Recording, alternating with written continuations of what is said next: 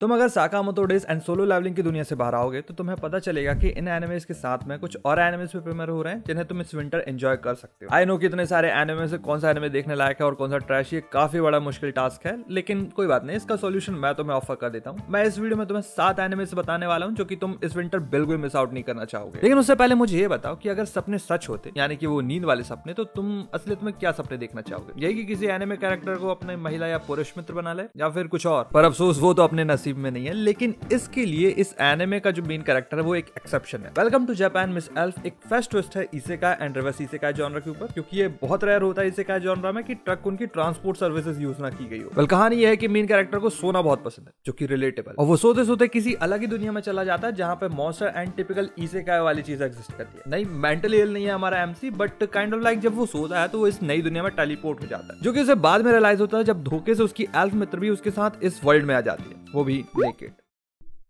पता नहीं somehow elves, इंसान एंड फूड आर पार जा सकते हैं, लेकिन क्लोथ्स नहीं। वैसे खाना यहाँ पे काफी ज्यादा इंपॉर्टेंट है, क्योंकि इसके चलते मिस एल्फ जापानीज कल्चर से काफी ज्यादा इन्फ्लुएंस्ड है, जो कि अब क्योंकि वो यहाँ पर आ गई है तो वो इस वर्ल्ड को एक्सप्लोर करेगी ही। एंड इस पॉइंट से एक chilled romance and slice of life anime बन जाती है। दो इसेकाई एंड फैंटेसी अभी भी वेल अलाइव है, लेकिन हाँ, ये ऐसा है मानो कि तुम इस सरप्राइज एल्फ के पीओवी से पूरे जापान एंड उसके कल्चर को एक्सप्लोर कर रहे हो। कह सकते हो भाई कि ये जापान का अनऑफिशियल टूरिज्म एड है, या फिर उसका वो टॉल बिल्डिंग्स को देखकर सरप्राइज होना हो, कार में फर्स्ट टाइम बैठना हो, या फिर जापानीज डेलिकेसीज को ट्राई करके अमेज होना। It all turns out into a cute and wholesomely set fun to watch anime, जो कि एक नया पर्सपेक्टिव है इसेकाई के लिए। हालांकि नेक्स्ट एनिमे इस चीज का एकदम उल्टा है, क्योंकि इसने अपने जॉनर के टेक्स्ट बुक टेम्पलेट्स का यूज करके एक इंटरेस्टिंग पैकेज बना दिया। And I am married to a girl that I hate in class is that one. तो जैसा कि तुम्हें इसके टाइटल समझ में आ गया होगा कि ये टिपिकल शोनेन रोम-कॉम एनिमे है, जहां पर तुम्हें सारी बेसिक सेट ऑफ चीजें देखने मिल जाती हैं, जैसे कि एक प्रॉपर स्कूल रोमांस वाला एनवायरनमेंट चेक, एक सुंदर लड़की चेक, एंड एक रोमांटिकली अपैथेटिक लड़का चेक। अब नया यहाँ पर यह है कि ऑलरेडी इन लोगों की शादी हो चुकी है, वो भी एपिसोड 1 में। इनके दादा दादी इंडिविजुअली एक दूसरे को काफी अच्छे से जानते थे एंड रिसेंटली ये काफी ज्यादा क्लोज आ चुके हैं। तो इन लोगों ने सोचा क्योंकि इनकी शादी नहीं हुई तो इनकी ग्रैंड चिल्ड्रंस की शादी करा देनी चाहिए। अब क्योंकि इन दोनों के पास वेरियस रीजंस के चलते और कोई ऑप्शन नहीं होता तो इनको हाँ बोलना पड़ता है, और फिलहाल अब ये दोनों एक साथ एक ही घर पे रह रहे हैं, वो भी अकेले। दुनिया को ये लोग अपनी शादी के बारे में नहीं बता सकते, क्योंकि तुम्हें सोचो कितना अजीब हो गए। एक तो तुम क्लास में हो,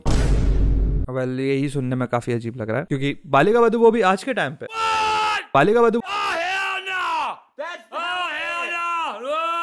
लेकिन जैसा रोम-कॉम्स के साथ में होता है, कहानी आगे बढ़ेगी और हमें इन दोनों के बीच में फीलिंग्स डेवलप होते हुए देखेंगे। लेकिन ये इस एनिमे के साथ कुछ ज्यादा ही जल्दी होता है। ये एनिमे काफी ज्यादा फास्ट है, literally one of the fastest, जो कि सही भी है क्योंकि directly cut to the chase and बात खत्म, जो कि रील्स एंड शॉर्ट्स देखने वालों के लिए बहुत अच्छा है। बाकी सुंदर वाले पॉइंट को इतने अच्छे से पुल ऑफ करने के पॉइंट्स तो जोड़ने बनते हैं, क्योंकि सारे कैरेक्टर्स तो लाइकेबल हैं, लेकिन मेन हीरोइन की एनर्जी एकदम अलग है। शी इज एनिमेटेड एंड उसके रिएक्शन देख के स्माइल तो आ ही जाती है। बाकी देखने योग्य भी केवल वही है। ये तारीफ है गाइस। वैसे भी इस मंथ ज्यादातर एनिमे फीमेल लीड वाले हैं, जिसमें ज़ेनशु टेबल पर कुछ नया लाकर रखते हैं। ये एक और इसेकाई एनिमे जो कि इसेकाई जॉनर को एक ट्विस्ट के साथ हमें सर्व करती है। कॉज वंस अगेन ट्रक-कुन is not involved in this anime, बल्कि लोग खाना खा के मर रहे हैं। खैर ये थोड़ा डिबेटेबल है, लेकिन किसी भी तरीके से देखा जाए तो नात्सुके हिरोसे, जो कि काफी ज्यादा टैलेंटेड एनिमेटर है, वो अब एक फैंटेसी वर्ल्ड में जाती है, जो कि उसकी फेवरेट चाइल्डहुड एनिमे मूवी का ही है, विच इज क्वाइट इंटरेस्टिंग। क्योंकि सोचो अगर तुम भी इसी तरह किसी वर्ल्ड में जा सकते तो। खैर अब मुझे इस क्वेश्चन पर रिग्रेट हो रहा है, क्योंकि तुम लोगों से ये क्वेश्चन नहीं पूछना चाहिए था। खैर ये एनिमे एनिमेटर्स के मेंटल ब्लॉक एंड वर्कलोड को दिखाने के लिए बनाया गया है, which ironically has been made by MAPPA. I mean देखा जाए तो भाई वो लोग उतने बुरे भी नहीं है जितना उन्हें बताया गया है यार। दे कुक विद एवरीथिंग, जैसे कि उन लोगों ने ज़ेनशु के साथ में किया। स्टोरी वैसे तो थोड़ी रोम-कॉम वाली लीड को फॉलो करती है, क्योंकि नात्सुको को एक रोम-कॉम मूवी एनिमेट करनी है, लेकिन क्योंकि उसको जीवन में कभी प्यार मिला ही नहीं तो उसने दुनिया ही बदल ली। इस नई दुनिया में मैजिक एंड मॉन्स्टर्स भी एग्जिस्ट करते हैं, तो हमें ढेर सारा एक्शन देखने मिलता है, जिसका एनिमेशन इज टू गुड। पूरे एनिमे का कॉम्पोजिशन देखा जाए तो ये काफी ज्यादा सैचुरेटेड एंड एक पॉलिश लुक के साथ में आता है, which fits the entire fantastical theme. Overall देखा जाए तो एनिमे काफी ज्यादा बढ़िया एंड एक नया पर्सपेक्टिव रखता है हमारे सामने एनिमेटर्स एंड इसेकाई का। मुझे तो फिलहाल जनरली काफी ज्यादा अच्छा लग रहा है, नॉट कॉज इसमें ब्राइट कलर्स यूज हैं, बट इट्स इंटरेस्टिंग। इस चीज का एक बढ़िया एग्जांपल होगा ये नया रोमांस एनिमे, जिसका टाइटल है I have a crush at work. ये दो ऑफिस वर्कर्स की कहानी है जो कि एक दूसरे को डेट करते हैं, लेकिन सीक्रेटली। नहीं, यहाँ पे कोई फॉर्मेलिटी या रूल नहीं है, लेकिन ये अपने कोवर्कर्स के टी गॉसिप का पार्ट नहीं बनना चाहते। टिपिकल रोम-कॉम से अलग, जहां पे चीजें बिल्डअप होती है एक रिलेशनशिप की, और इस एनिमे में वो रिलेशनशिप ऑलरेडी रेडी है। मतलब हाँ, इन लोगों को भी 6 साल लगे यहाँ तक पहुंचे में, लेकिन उस चीज को दिखाने के लिए मार्केट में ढेरों एनिमे अवेलेबल है। उस चीज की जगह इनके हिडन रिलेशनशिप के प्रॉपर रोमांस को दिखाया गया यहाँ पर, जो कि आजकल के रोम्स-कॉम्स में बस बिट्स एंड पीसेस में ही देखने मिलते हैं, वो भी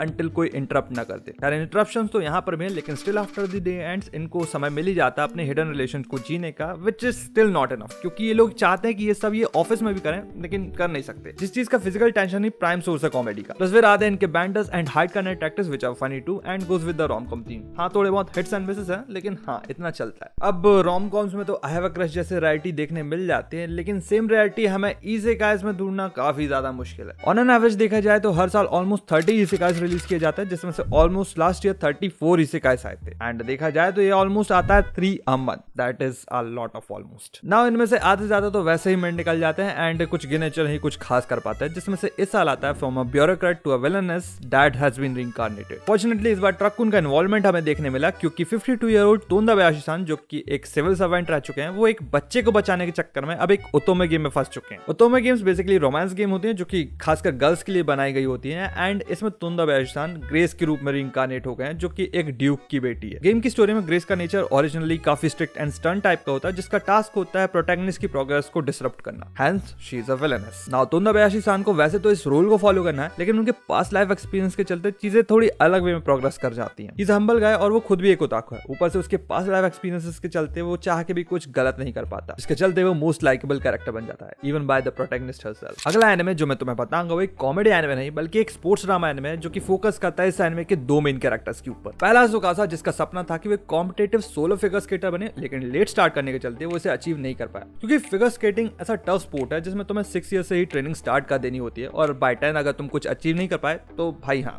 करियर खत्म है तुम्हारा। यही कहानी है सुकासा की, जो कि फिलहाल एक आइस डांसर बन के अपना गुजारा कर रहा होता है, और आगे चल के उसे एक असिस्टेंट कोच की पोजीशन ऑफर होती है। तभी कहानी में एंट्री होती है इनोरी की, जो कि एक 11 साल की लड़की है जिसको स्केटिंग करना बहुत ज्यादा पसंद है, एंड वो फिगर स्केटिंग को लेकर काफी ज्यादा पैशनेट है, जो कि साफ दिखाई देता है। लेकिन चैलेंज उसके लिए यहाँ पर यह है कि इनोरी भी अभी उसी स्टेज पे जहाँ पर कभी सुकासा हुआ करता था। शी इज लेट एंड उसके आगे चैलेंजेस काफी हैं, लेकिन सुकासा इनोरी में खुद को देखता है एंड वो नहीं चाहता जो उसके साथ हुआ वो इनोरी के साथ भी हो। इनोरी के पास टैलेंट है एंड सुकासा के पास एक्सपीरियंस, जिसका यूज करके वो एंश्योर करेगा कि इनोरी को मेडल मिले जो वो डिजर्व करती है। एंड में इंटेंस येट फनी भी है एंड मोस्टली ये ब्यूटीफुल है। हाँ सीजीआई का यूज हुआ है, लेकिन इतना बुरा भी नहीं है, बल्कि इसी के क्लिप्स वायरल हो रहे हैं यहाँ पे। हाँ कुछ जगह पर एनिमे इनोरी के ड्रामेटिक माइंडसेट पर फोकस करते हुए ज्यादा दिख सकता है, लेकिन ये जरूरी भी है इनोरी के कैरेक्टर डेवलपमेंट के लिए, क्योंकि आगे चल के उसका एक काफी बड़ा रोल होने वाला है। नाउ लिस्ट में एक और फीमेल प्रोटैगनिस्ट वाली एनिमे है, जो कि मिस्ट्री जॉनरा में आती है। लास्ट मंथ रिलीज हुए अपोथेकेरी डायरीज के सीजन 2 को चैलेंज करने खुद डॉक्टर हाउस आए हैं, वो भी एक शॉर्ट हार्टेड एनिमे गर्ल बनके। आमेको एमडी डॉक्टर डिटेक्टिव फीचर करता है आमेको तकाओको, जो कि एक प्रोडिजी डॉक्टर है जिसके लिए कोई भी केस इंपॉसिबल नहीं, और इसी पर्सनैलिटी के चलते वो हर एक क्यूरियस केस में इन्वॉल्व होना चाहती है। बाकी इसके अलावा she is the same doctor house, जहां पे स्टाफ को परेशान करना एंड सिम्टम्स देखते डिसीज बता देना, कॉम्प्लिकेटेड केसेस को यूं ही सॉल्व कर देना, ये सब आमेको एमडी को काफी ज्यादा इंट्रिगिंग एंड फन एनिमे बनाता है। बट इन सब के बाद भी एक चीज जो इस एनिमे में लैक करती है वो है इंटेंसिटी। अपोथेकेरी डायरीज सेम जॉनर में अपनी टॉप पोजीशन इसलिए होल्ड करके रख पाई क्योंकि सस्पेंस से लेकर रेवलेशन के बीच में जो इंटेंसिटी एंड टाइमिंग होल्ड करनी चाहिए वो इसके पास तो है, लेकिन आमेको एमडी लैक करती है। कुछ पॉइंट्स के बाद तुम इस एनिमे में चीजें खुद ही गैस करने लग जाओगे, जो कि आगे चल के सच भी हो जाएंगी, एंड ये मिस्ट्री फैंस के लिए एक बड़ा टर्न ऑफ हो सकता है। बट इन सब के बावजूद भी आमेको एमडी के पास काफी सारे प्लस है, लाइक इसके पास एक अट्रैक्टिव सेट ऑफ कैरेक्टर्स है एंड एनवायरनमेंट काफी ज्यादा एक्यूरेट है थीम से, और रही मेन बात की ओवरऑल जितने भी केस है वो खुद में ही बहुत ज्यादा इंटरेस्टिंग है। जिस तरीके से इसके सारे क्लूज एकदम परफेक्टली फिट होता है, ये समझ में आता है कि भाई इस पे कितने अच्छे से रिसर्च करके स्टोरी बोर्ड किया गया है, and the direction makes it all work together, जिसे देखकर मुझे तो नहीं लगता कि तुम्हें रिग्रेट होने वाला है। अब यहाँ से तुम लोग डॉक्टर हाउस के वाइफू वर्जन को देखो या ना देखो, लेकिन हाँ वीडियो को लाइक जरूर कर देना, और अगर 2025 में आने वाले बेस्ट एनिमेस के बारे में जानना तो यहाँ पे एक वीडियो आ रहा होगा, उसे क्लिक करो, चैनल को सब्सक्राइब करो ऐसे वीडियो के लिए, and with all that being said